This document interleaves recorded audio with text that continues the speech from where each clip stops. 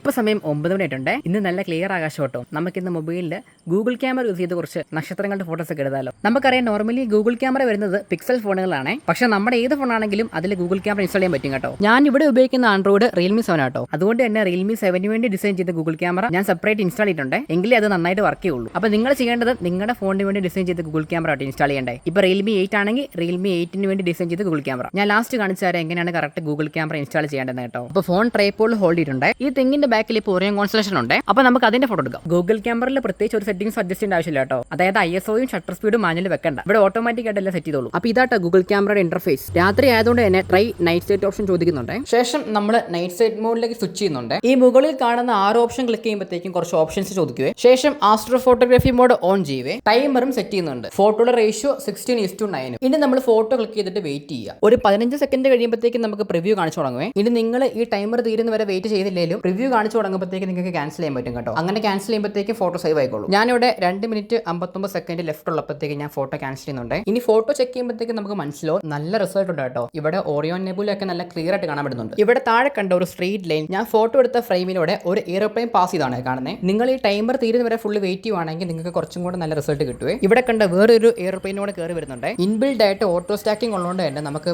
Orion അതുപോലെ പ്ലേഡീസ് constellations ഒക്കെ നല്ല വ്യക്തമായിട്ട് കാണാൻ പറ്റുവേ. അപ്പോൾ എടുത്ത റിസൾട്ട് കാണുമല്ലേ.